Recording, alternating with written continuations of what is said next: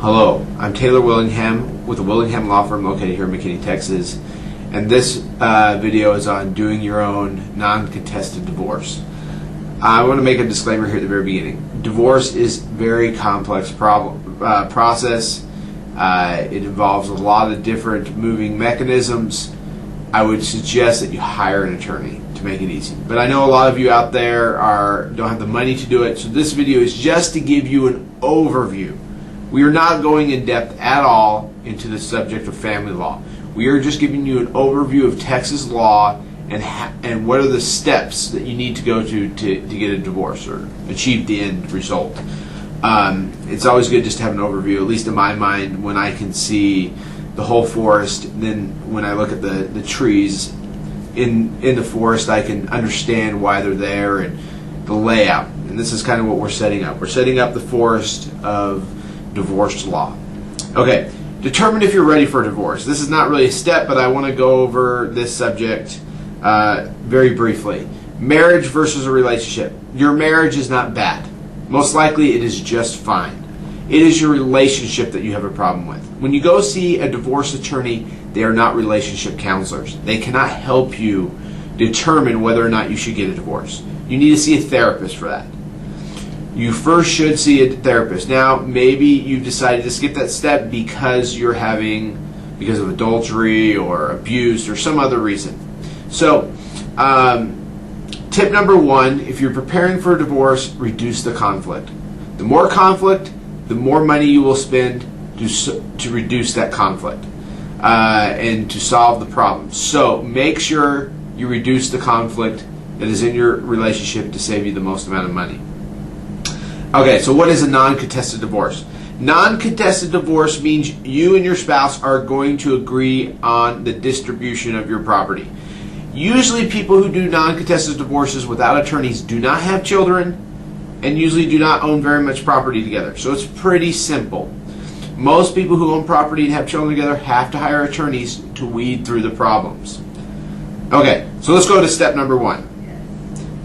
Filling out the petition and filing the petition.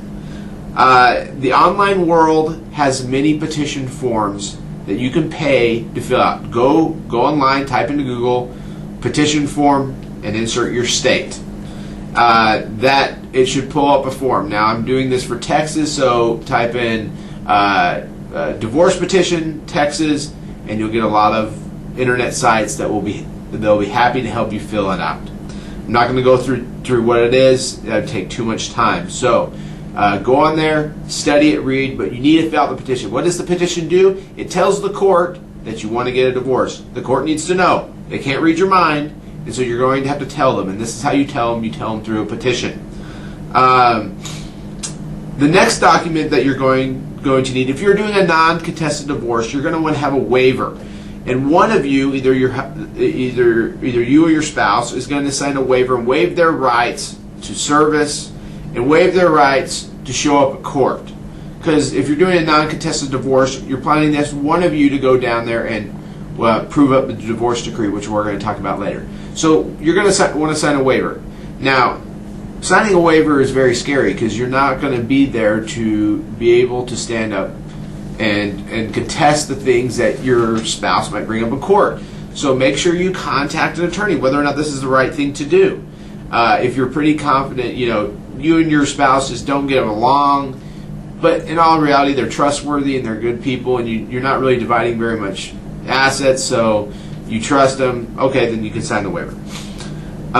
So you want to fill out the waiver, and you want to file the waiver with the petition. You don't have to. It just makes it a lot easier. So get the waiver signed, get the petition signed. The petition only needs to be signed by one of you, the petitioner.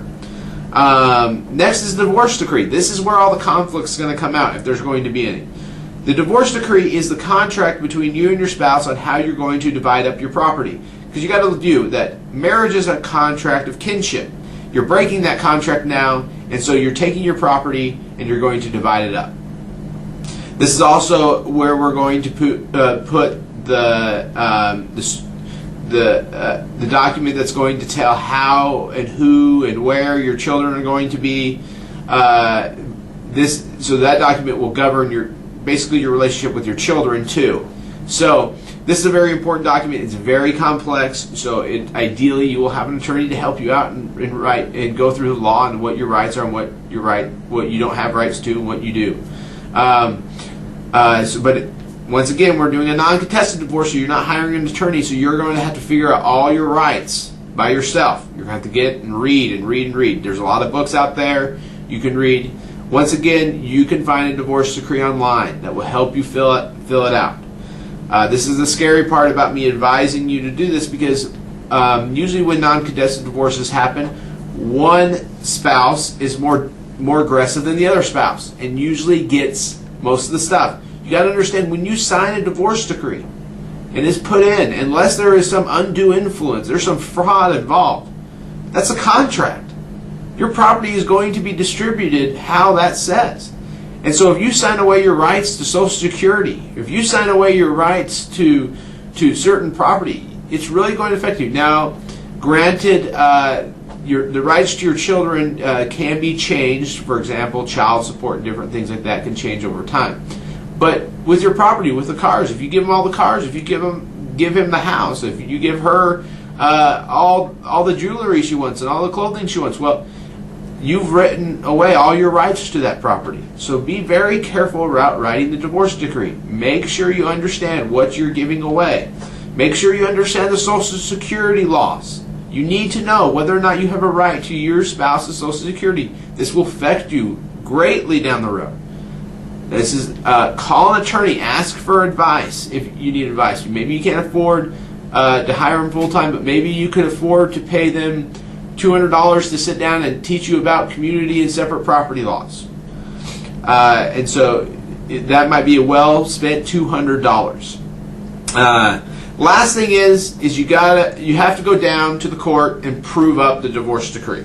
So one of you, the one who did not sign the waiver, is going to go down to the courthouse, and they're going to go down there and they're going to ask, or basically prove up the divorce decree, which basically means you're going to go through line by line and tell the judge, one, that you live in the state of Texas, that you have children by this name, that you've distributed you both agree to the distribution of your property. You can go online and read about what a prove-up is and what you need to say to the judge. This will be the scariest part about doing your own divorce. Maybe you should just hire an attorney for the day to go do the prove-up with you.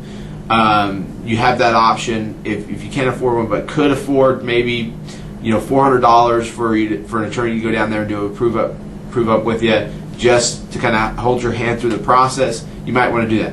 If you have any questions, please give me a call. My number is 214-250-4407, or you can email me at taylor@taylorwillingham.com. Thanks. Have a good day.